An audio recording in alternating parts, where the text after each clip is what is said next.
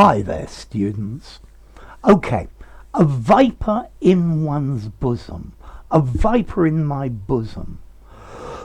Okay, this is a metaphor to talk about a person who you've helped and they've treated you badly, or a friend who behaves badly to you. So you thought this person was a friend, but they haven't treated you very well.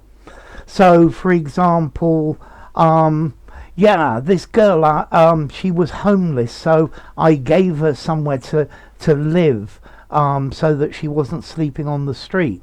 But she ended up stealing all the stuff in my house. A viper in my bosom.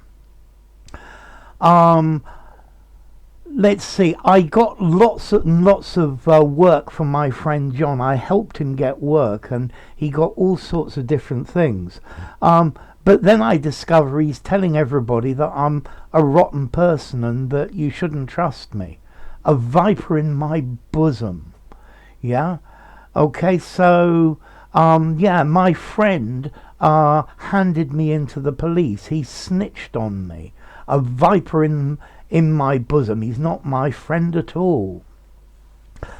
Okay, so a viper is a snake. It's actually a poisonous snake. I don't think vipers are very, very poisonous, but they're not.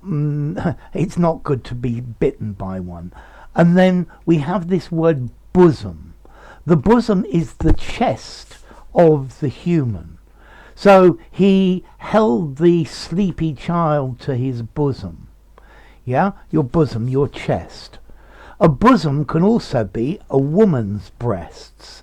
I don't know, if a lady goes into a shop and says, I need to buy a bra, and the shop assistant might say, what size bosom does madam have, or what size bosom does mom have? Okay, so bosom as well. And then we use bosom as a metaphor. Yeah? Warm in the family. We looked after this person in the bosom of our family, but they turned out to be a viper in our bosom. He's a bosom friend of mine, an intimate friend. Okay? So a little aside about bosom. But a viper in your bosom, somebody who you treat well and they turn around and treat you badly. Yeah? Okay, the origin of this is quite good. I think it originally comes from Aesop's fables. And there's a story about a farmer who finds a viper in the snow, and the viper's frozen and almost dead. So he picks up the viper and puts it inside his coat and warms it up. The viper revives and then bites him. Yeah? And that's the idea of the viper in the bosom. Yeah? And then he realizes, well, maybe it was my own fault. You can't teach a scoundrel to change, but that's the origin of this phrase, a viper in my bosom.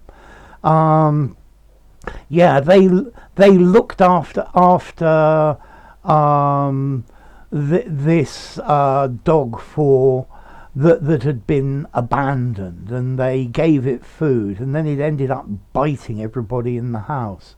A real viper in their bosom it was. Okay, so this is really a viper in your bosom. This is somebody who turns round and proves to be untrustworthy or deceitful or grateful.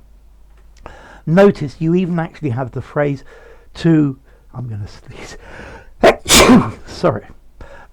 You even have the phrase to nourish a viper in your bosom, or to nurture or nurse a viper in your bosom.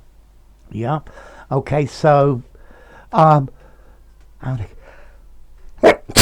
sorry. So the company gave him a job, they trained him, they taught him, and like this he became an expert. And then at the end of the day, he went and worked for another company and told all our trade secrets to this other company. A real viper in their bosom he was. Okay, so how formal is this phrase? To me, it sounds a bit old-fashioned and a bit literary. Um, I think if you use it in an informal conversation, you sound like you're being ironic or you're joking or something like this. I'm probably going to give it a 6 in formality. Yeah, I think you could use this in a semi-formal writing and even in a very formal one as well. That's unusual because normally idioms are quite informal, but this one goes the other way. Okay, so a viper in your bosom, yeah, a snake in your chest. So, enough. If you enjoyed the video, give it a rating, subscribe to my channel, and I'll see you soon. Bye for now. A viper in one's bosom.